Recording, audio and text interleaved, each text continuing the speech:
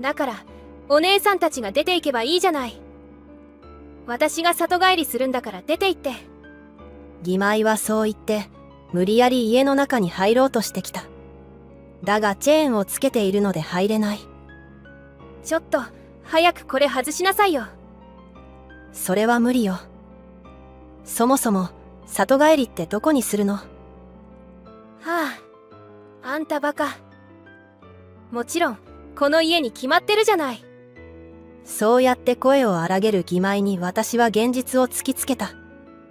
ここはあなたの実家じゃないですよ。私の名前はのぞみ、34歳の専業主婦だ。夫の正人とは結婚して3年になる。私たちの出会いは仕事関係だった。それぞれが働く会社が取引先で、私たちはその担当者同士だった。はじめの夫の印象は、気が強そうでちょっとオラオラした雰囲気の人という感じだった。だから最初はちょっと怖いなと思っていた。だが一緒に仕事をしていくうちに、ものすごく気遣いのできる優しい人ということに気づく。それから私は彼に惹かれていった。また彼も私のことが気になっていたようで、それから私たちは仕事後に食事に行くようになった。プライベートでの彼はとても優しくて紳士的で、仕事の時はスイッチを切り替えるように、かなり気を張っているということが分かった。普段の彼はすごく穏やかで、ほんわかした人だったのだ。そういうギャップにさらにやられてしまった私は、彼のことがものすごく好きになった。そして自然と交際が始まり、私たちは恋人同士となった。それからはとても楽しい恋人生活を送っていた。お互いの誕生日やクリスマスや付き合った記念日など、その都度お祝いをしたし、連休の時は旅行に行ったりしていろんな思い出を作った。気がつけば、あっという間に付き合って2年の月日が流れていた。そんな中、私は彼からプロポーズをされた。これからも俺は二人で一緒に人生を歩んでいきたい。のぞみさん、俺と結婚してください。はい。よろしくお願いします。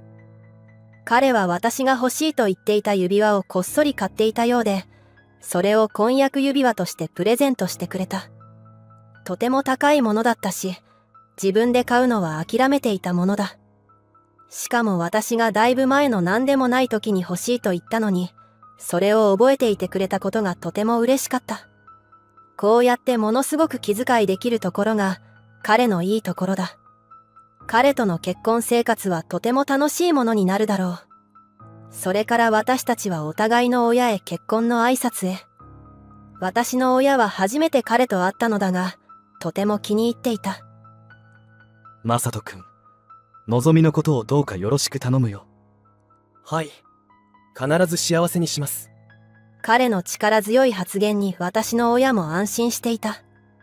そして今度は、私が彼の実家に行き、義両親に挨拶をしに行った。はじめまして、のぞみと申します。はじめまして。まさとの父と母です。よく来てくれたね。とっても綺麗な方ね。いやいや、そんなことないです。あら、謙遜しなくていいのよ。マサトにはもったいないくらい美人さんよ。ちょっと母さん、さりげなく俺をけなすなよ。あら、ごめんなさいね。彼のご両親はとても優しくて、気さくに話しかけてくれる人たちだった。そのため私は最初は緊張していたが、すぐにリラックスして楽しくお話をすることができた。だが義両親と彼と楽しくお話をしていると、居間に誰かが入ってきた。それはゆかという義妹にあたる人だった。ただいま。あれ、お客さん。ああ、ゆかお帰り。今日はマサトの婚約者の女性が来るって話してたじゃない。あれ、そうだっけ。もう、あなたはいつも話をちゃんと聞かないんだから。ごめんなさい。義妹はだるそうに返事をした後、私を上から下まで見てきた。この人がお兄ちゃんの婚約者。なんだか地味だね。こらゆか、何を失礼なことを言うんだ。ああ、ごめんなさい。私、思ったことがすぐ口に出るタイプなの。もういい。お前は部屋に戻ってなさい。義父がそうやって怒るも、義妹はすぐには部屋に行かず、冷蔵庫に向かって行った。こんな暑いんだから、冷たいものくらい飲ませてよ。義妹はそう言ってコップに氷とジュースを入れ、そして口にアイスを加えながら自分の部屋に行った。随分とマイペースな人でわがままそうだなと思った。義妹は夫とかなり年が離れていて、当時は23歳だった。大学を卒業したが就職が決まらず、フリーターになって週3日ほど働いているらしい。しかも日中の数時間ほどの勤務で、かなり楽な働き方をしている。就活をしながら働いてるから仕方ないってあの子は言うんだけど、全然就活をしている雰囲気はなくてね。私とお父さんでいつも注意をするんだけど、その度に衝突して私たちもちょっと疲れてるのよ。幸せそうに見えても、どこの家庭にも悩みはあるものだ。義両親は、かなり義妹には手を焼いているようだった。この時は私はまだ彼女が自分にとって、厄介な存在になるとは思っていなかった。義理の妹とは、そんなに関わることはないだろうと思っていたのだ。まあ、それでも両家の顔合わせの食事の際に、あれこれわがまま言ってたので、その時点でめんどくさい人だなとは思っていたが、それから私と夫は結婚式を挙げて、一緒に暮らし始めた。結婚生活はとても順調で、毎日楽しく幸せな日々を過ごしていた。義妹は相変わらずゆるいフリーター生活を送っているようで、実家からも出ていない様子だった。私は夫と平和な日常を過ごしていたので、ほとんど関わることはなかった。それからあっという間に3年が経った。結婚して3年が経っても、私と夫は仲が良くて幸せな日々を過ごしていた。だがそんな中、とても悲しい出来事が起きた。それは義父が病気で亡くなってしまったことだ。義父は半年ほど前から癌と診断されていた。そして余命を迎えて、あの世に旅立ってしまったのだ。義母はもちろんのこと、私も夫もとても悲しかった。葬儀中も悲しくて涙が止まらなかった。義父は嫁である私にも、とても優しくしてくれた。もっとたくさん義父ともお話がしたかったのに、もうそれが叶わないのだ。義父が亡くなったことは本当にショックで、しばらく落ち込んでいた。そして私と夫は義母のことがとても心配だった。去年、義妹は結婚をして義実家を出ていたから、義母は現在一人きりで暮らしている状態だ。義父を失った悲しさと一人きりという寂しさで、かなり精神的にやられているのではないかと思ったのだ。そのため私と夫は話し合って、義母と同居をすることを考えた。義母に提案をすると、最初は遠慮していたが、私たちには気を使わなくていいことを話すと同居をしたいと言ってくれた。それから私たちはすぐに部屋を解約して、義実家に移り住んだ。マサト、のぞみさん、本当に来てくれてありがとう。迷惑かけてごめんね。気にしないで母さん。そうですよ。迷惑だなんて思ってませんから。今日からよろしくお願いします。こうして一緒に暮らし始めた私たち。義母との同居生活はとても楽しかった。お互いに専業主婦なので、日中は家事を分担して午前中のうちに掃除などを終わらせた。お昼は簡単に済ませてゆっくりとした時間を過ごす。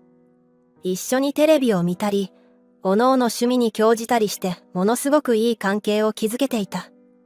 それからあっという間に1年が過ぎた。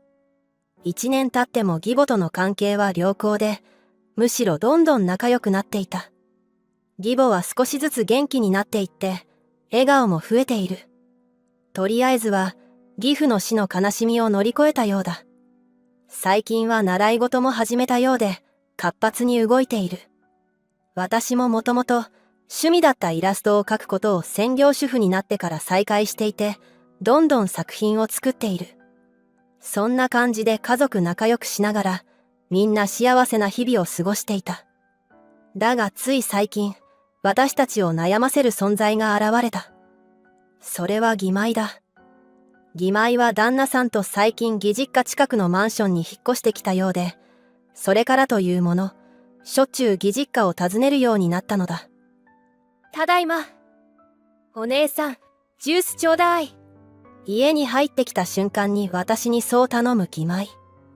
本当にずうずうしいというか、わがままだ。最初の頃はお客さんという感じで、私もジュースなどを出してもてなしていた。だが義妹はものすごい頻度でやってくるので、もう甘やかすのはやめようと思った。それくらい自分でやってちょうだい。あなたの実家なんだから、食器の場所くらいわかるでしょ。私がそう言うと、義妹はきっと私を睨みつけた。はあ、あんた、嫁のくせに何私にそんな態度取ってるの？嫁っていうのは、義理の家族には敬う態度を取らないといけないのよ。つまり、あんたは私の下ってわけ。さっさとジュースを用意しなさいよ。そんな意味不明な持論を展開する義妹。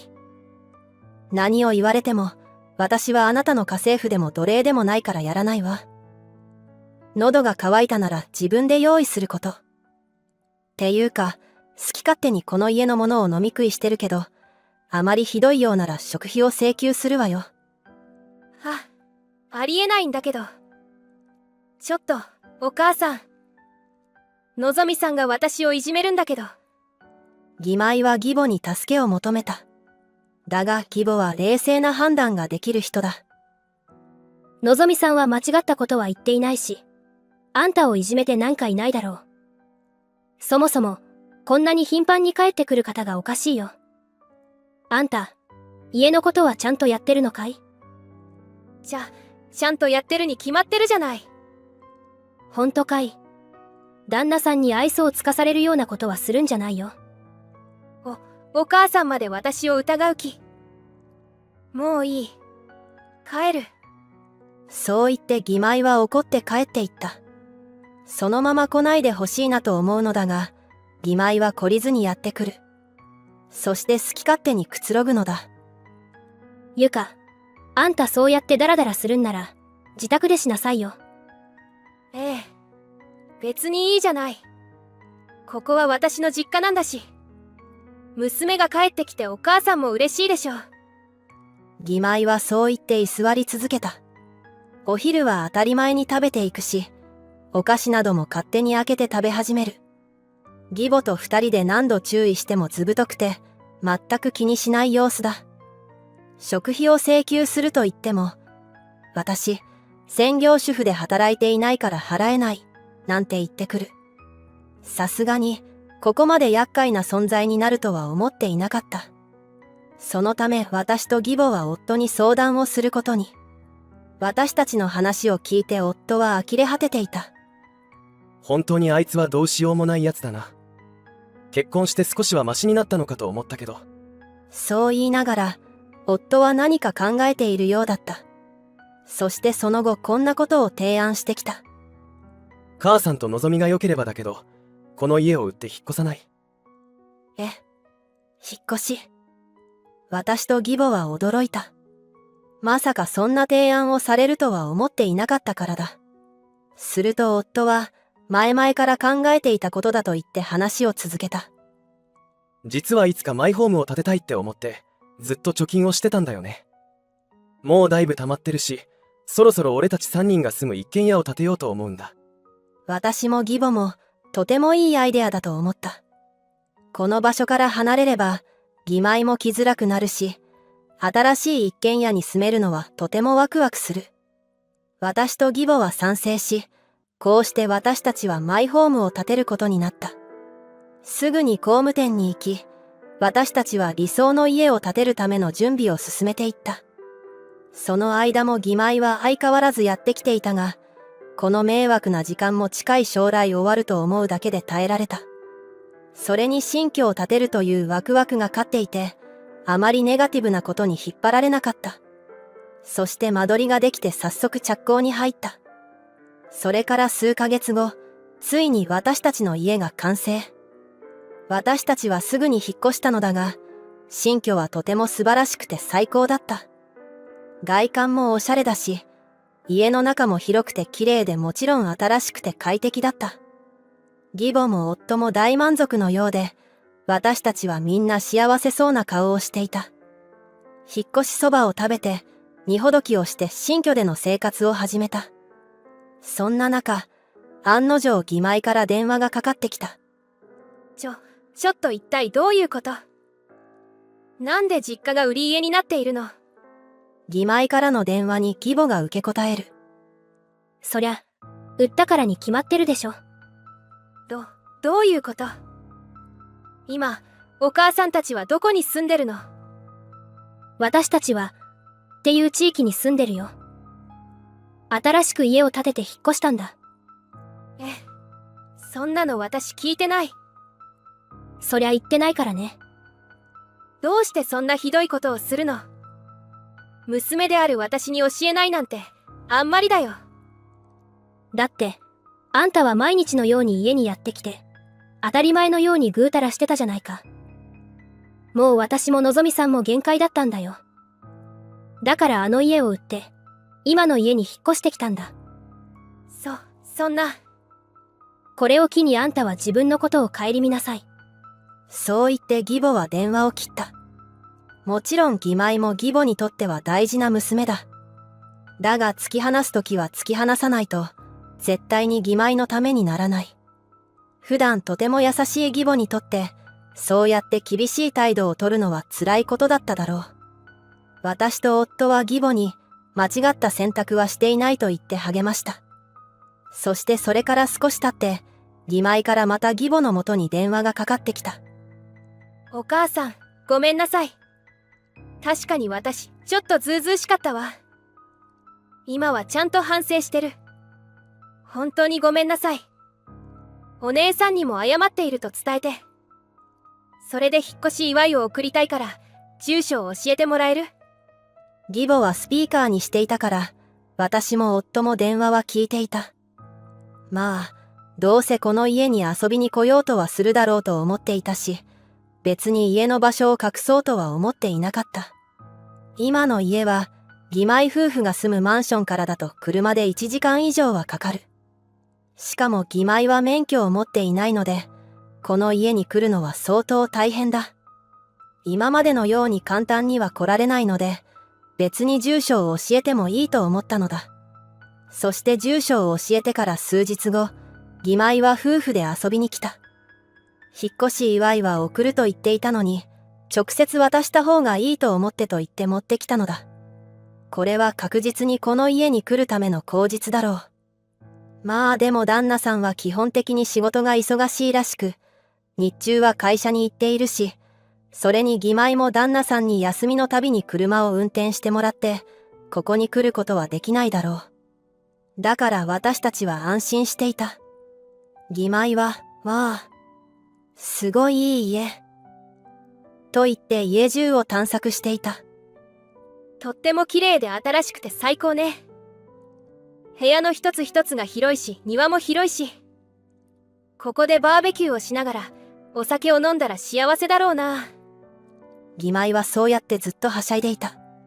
そして私と夫にこんな家に住めてずるいとなぜか責めてきた。私たちがここに住んでもいいくらいなのにね。そう言って旦那さんに同意を求める義妹。いやいや、ここに住んだら俺、会社辞めないといけない距離だよ。冷静に旦那さんからツッコミを入れられて、義妹はちょっと機嫌が悪そうにしていた。そして数時間ほど過ごした後に、義妹夫婦は帰っていった。たった数時間でも義妹がいるだけで、どっと疲れた。それほど、やっぱり私たちにとって義妹は厄介な存在だったようだ。その後、やはり距離が遠いからか義妹は全然この家に来なかった。電車などを使っても大変だし、タクシーだとものすごいお金がかかるので、義妹にとってこの家に来るハードルがかなり上がったようだ。狙い通りにことが進んで本当に良かった。夫は会社が車通勤を許可しているから問題なく仕事に行けているし、私と義母も義妹がいないからものすごく快適に過ごせていた。だがそれから半年ほどが経った頃、義妹が久しぶりに連絡を取ってきた。お母さん、元気？ゆか、久しぶりね。元気だけどどうしたの急に。ちょっと報告があってね。私、妊娠したの。あら、そうなの。おめでとう。ありがとう。それで里帰り出産をしようと思って。え、里帰り。うん、そっちの家で過ごしたいなって。あなた、もうそんなにお腹が大きくなってるの？いやそういうわけじゃないけど、体調とか悪くなりやすいからさ。お母さんとお姉さんが一緒にいれば、私も安心じゃない。確かにあなたの体調のことは心配だけど、里帰り出産は許可できないわ。どうして？あなた、忘れたの？私たちは、あなたが頻繁にやってくることにうんざりして引っ越したのよ。それなのに一緒に暮らせるわけないじゃない。いや、待ってよ。私は妊娠してて体調が悪くなるかもしれないんだよ。だからこそ、私たちを今まで以上にこき使おうとするでしょ。部屋だって汚すでしょ。せっかくの新居を汚されたくないわ。妊娠はめでたいけど、里帰り出産は許可できないわ。そんな。義母はそう言って電話を切った。お母さん、ありがとうございます。いいのよ。私すっかりあなたたちと暮らすことに慣れてしまって、ゆかのわがままに耐えきれなくなっちゃったみたい。まあ、私が言うのもなんですが、ゆかさんはちょっとわがまますぎると思います。そうよね。もう甘やかさないわ。里帰りだって言って、1年以上ここに居座ることとかありえそうだし。確かにそういうことをしそうだなと思った。だが義妹は私たちの予想の上を行く行動に出た。ある日、私たちがゆったり家でくつろいでいると、インターホンが鳴った。宅配便か何かかと思っていると、なんと義妹だったのだ。私はチェーンをつけた状態で玄関を開けた。どうしたの？ゆかさん。ああ、お姉さん。早く入れてちょうだい。ちらっと見ると、義妹は大きな荷物を持っていた。何しに来たの？何って里帰り出産よ。疲れてるんだから早く入れてよ。厚かましくそんな発言をしてきた義妹。お母さんから言われなかった。里帰り出産は無理だって。それって多分、お姉さんたちがいるからでしょ。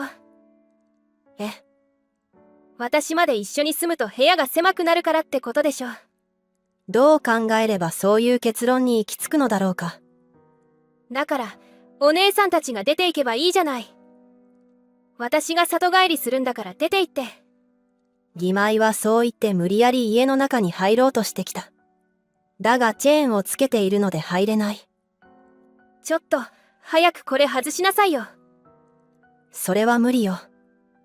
そもそも、里帰りってどこにするの？はあ、あんたバカ。もちろんこの家に決まってるじゃない。ここは私の実家なんだから、私には帰る権利があるの。そうやって声を荒げる義妹に私は現実を突きつけた。ここはあなたの実家じゃないですよ。いや、だってお母さんが住んでるんだから、ここは私の新しい実家でしょ。この家はマサトさんが買った家よ。お母さんはいわばここに居候している状態。だから、あなたの実家ではないのよ。そんな。でもお兄ちゃんの家なら、私が里帰り出産しても問題ないでしょ。ゆかさんがやってきたら部屋が狭くなっちゃうわ。じゃあ、お姉さんが出ていけば。私はマサトさんの妻なんだから出ていく必要はないわ。じゃあお母さんに出て行ってもらって。あら、ひどい人ね。自分の親を追い出すの？だって、私もう里帰り出産してくるって旦那に言っちゃったんだもん。知らないわよ。残念だけど、マサトはあなたの里帰り出産なんて絶対に認めないって言ってたわ。家主がそう言ってるんだから諦めてちょうだい。そんな。じゃあ、私どうすればいいの？旦那さんの実家にでも行けば。嫌だよ。そんなの気まずいじゃない。じゃあ、自分の家に戻りなさい。これで話は終わりよ。まだそこに居座るようなら警察を呼ぶから。私はそう言って扉を閉めた。義妹は何やら叫んでいたが、もう無理だと判断したのか諦めて帰っていったようだ。その後、義妹の旦那さんから謝罪の連絡が入った。今まで義妹に好き勝手させてきて、自分が家庭を顧みていなかったと反省したらしい。そして里帰りではないが、出産までは旦那さんの実家に移り住んで、同居生活を送ることにしたらしい。義妹は一気にわがままが言えなくなり、息が詰まる思いをしながら生活をしているそうだ。しかも、旦那さんのお母さんが元教師でとてもしつけに厳しいらしく、言葉遣いなどから徹底的に指導されているらしい。これで少し義妹がまともになってくれればいいと思うが、まあ期待はしないでおこう。一方、私はこれからも夫と義母と平和で穏やかな日々を暮らしながら、幸せな時間をたくさん過ごしていこうと思う。お前とはずっと前から会わないと思っていたんだ。申し訳ないけど上と離婚してくれ。まさか向こうから切り出してくるとは思わなかった。離婚したらローンはどうするの？あなた一人で月20万も支払えるの？私がそう言うと夫は勝ち誇った顔をした。俺さ、昇進したんだよ。だからお前なんかいなくても余裕なんだよ。お前が支払っていた小銭なんかいらないってことだよ。夫が昇進したことは意外だったが、これから夫が地獄に落ちることには変わりはない。私は満面の笑みで言ってやった。了解。もう払わない。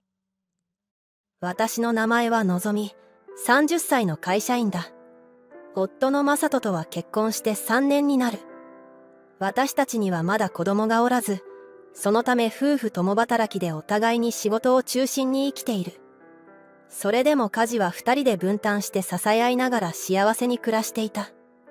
夫は料理が苦手なので、基本的に私が作っている。その代わりに休みの日に夫が家の掃除をやってくれていた。もちろん小さい喧嘩とかをすることもあるが、仲のいい夫婦として過ごし、あっという間に3年の月日が経っていた。そんな中、ある日夫が家を建てないかと提案してきた。私は夫からそんな提案が出るとは思わずびっくりしたものだ。どうしたの急に。あなた、結婚当時は全然賃貸で十分とか言ってたじゃない。私がそう言うと夫は、実はいろいろ考えててさ、と言って不動産屋からもらってきたというパンフレットを広げた。もう俺も30代に突入してるしさ、両親に恩返しをしたいなって思って。今後、同居できるような家を買いたいと思ってるんだよ。同居。母さんたちを喜ばせたくてね。それに将来的に子供が生まれた時だって、一軒家の方がいいんじゃないかって思ってね。なるほど。夫は義両親への親孝行や将来の私たちの子供のことを考えて、家を購入したいと思っているようだ。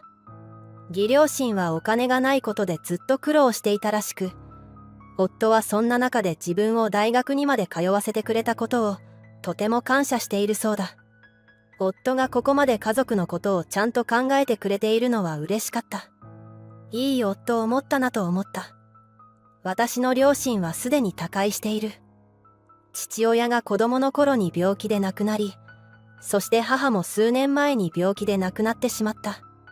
そのため夫のように親孝行がほとんどできなかったので、夫の親孝行はできる限り手伝いたいと思っているのだ。だが新築の一軒家を購入するとなるとなかなか大変だ。一体いくらの家を購入しようと思っているの？だいたい5000万前後の家かな。そうなんだ。結構高いと思うけど、でも同居や子供のことを考えるとそれくらいの広さが必要なのかもね。そうだろう。俺たちは2人とも働いているしさ、協力して一緒に払えば大丈夫だと思うんだよね。今私たちが住んでいる賃貸の部屋も荷物が増えてくるにつれて狭いなと感じ始めていたので、ちょうどいいと思った。わかったわ。それじゃあこの際思い切って買っちゃおうか。本当か。ありがとうのぞみ。夫はとても喜んでいた。彼とならずっと一緒に楽しく結婚生活を送れるだろうし、いい買い物になるだろう。私たちは早速不動産屋に行っていろんな物件を見た。そして夫と相談しながら条件に合う理想の家を購入。これからここで新しい生活が始まるのだとワクワクした。夫の話だと、できれば同居する頃にはローンがほとんど残っていない状態にしたいとのことで、20年で完済できるローンを組みたいとのこと。そうなるとこの家なら月20万くらいのローンとなる。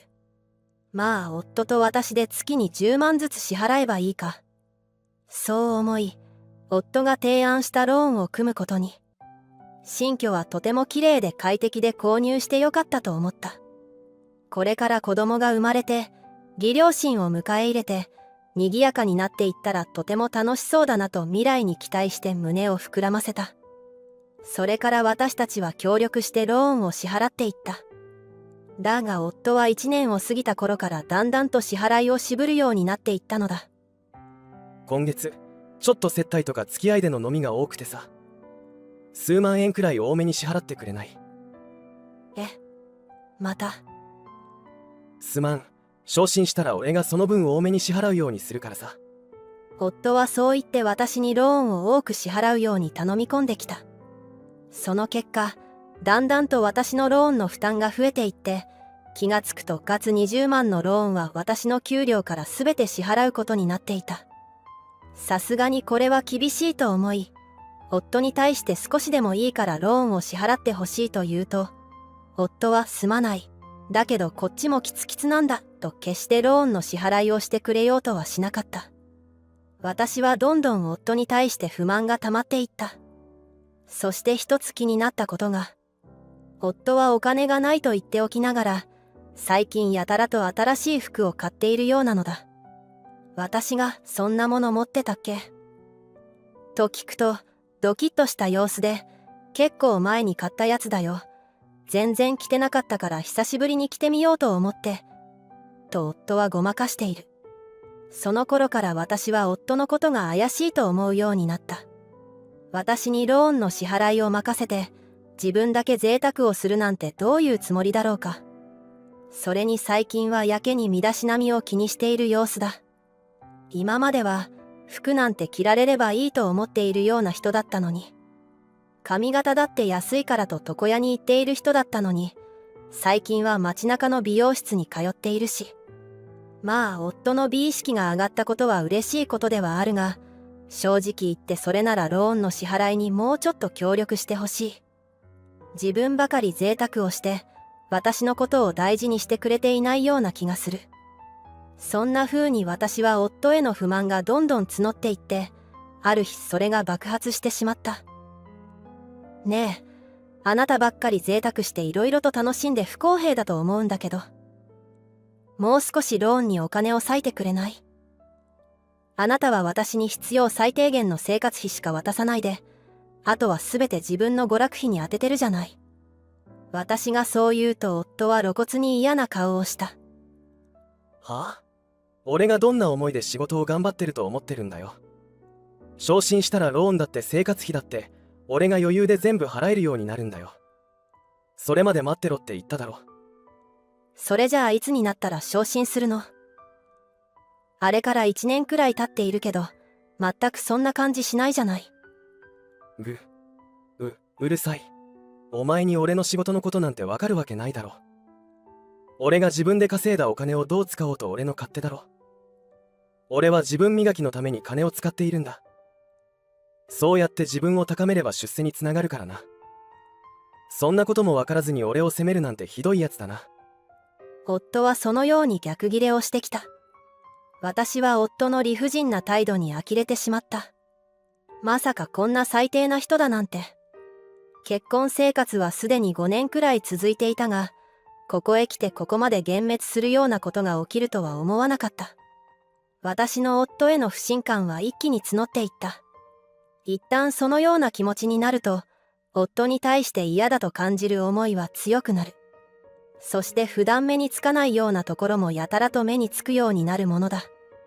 私は今まであまり意識していなかったのだが、夫はどこへ行くにもスマホを肌身離さず持つようにしていた。トイレとか風呂場とかはもちろん、食事中に飲み物だったりソースとかを取りに行く時でさえもスマホを持っている。さすがに怪しいと思った私は、興信所に調査を依頼することに。すると夫が不倫をしていることが判明。しかも詳しく調べると関係は1年以上も続いているそうだ。この時、私は全てに合点がいった。夫がローンの支払いを渋るようになったこと。そして身だしなみをやたら気にして、服や髪にお金をかけるようになったこと。それは全て不倫相手のためだったのだ。つまり夫は私に家のローンを支払わせて、家事も押し付けて自分は別の女と楽しんでいたというわけだ。私は言いようのない怒りでいっぱいになった。絶対に許せない。復讐してやる。私はそれから一人で住む準備を始めた。一人暮らしのための部屋を探し、夫との離婚時期を考えて部屋を契約。そして夫との離婚の準備も進めた。弁護士を雇い、夫有責で離婚ができるようにいろいろと話し合いをした。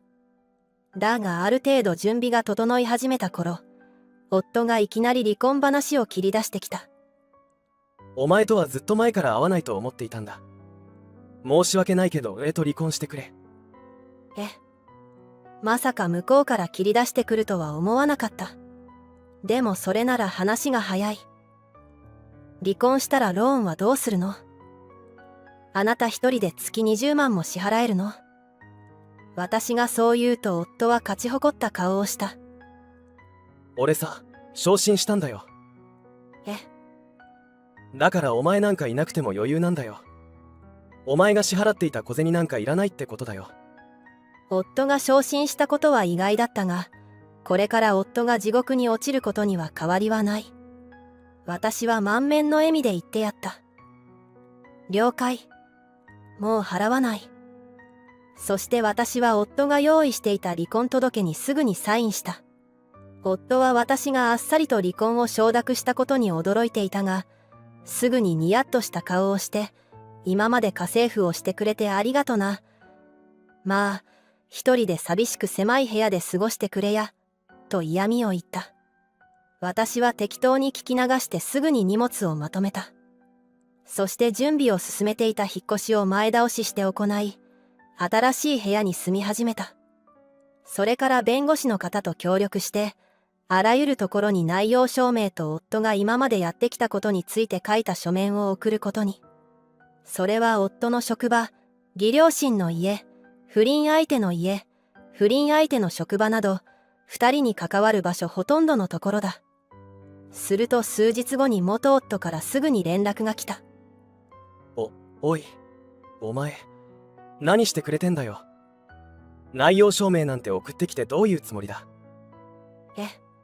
だって不倫してたんだから当たり前でしょ。私が知らないで離婚したとでも思ってた。私がそう言うと夫は絶句していた。うまく騙せていたと思っていたのだろう。あんたが1年以上も不倫をしていたこと、そしてローンの支払いを私に押し付けていたことは、詳しくあんたの同僚にも話しているし、内容証明もあんたがいる会社の人事部にも同じものを送っているから、会社全体に知られているでしょうね。そんな。だから俺の昇進の話が消えたのかよ。あらら、残念だったわね。でも上に立つ者が不倫をしていたなんて、会社としてはイメージが悪いものね。妥当な処分だと思うわ。ふざけんなよ。お前のせいで俺は減給処分も食らったんだぞ。さらには両親からも勘当されたんだからな。自業自得でしょ。私のせいにしないでよ。あんたは私を裏切ったの。それ相応の罰が当たるのは当たり前のことよ。私が今まで支払ってきたローンの約300万円分を含めた慰謝料400万をあんたに請求するからね。そして不倫相手には300万を請求するわ。そんな。ただでさえ窮地に立たされている俺たちに、さらにそんなひどい要求をするのか。あんたはそれほど最低なことをしたのよ。おとなしく罪を償って反省しなさい。あとは弁護士を通してやり取りしましょう。そう言って私は電話を切ってやった。その後、元夫と不倫相手から慰謝料を支払ってもらった。元夫は慰謝料の支払いと減給処分で生活が苦しくなり、結局家のローンが支払えずに手放すことに。だが家は購入時よりもだいぶ安い値段で売れてしまい、元夫は多額の借金を背負うことになってしまった。不倫相手は自分が慰謝料を支払う羽目になっただけでなく、家が手に入ると期待していたのに手に入らなかったので、元夫のことを捨てたそうだ。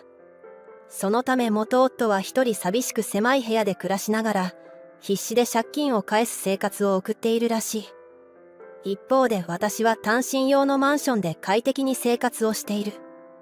慰謝料のおかげで今まで支払っていたローンが相殺されて、さらに少しプラスになったし、私は相変わらずちゃんとした収入があるので生活はかなり楽だ。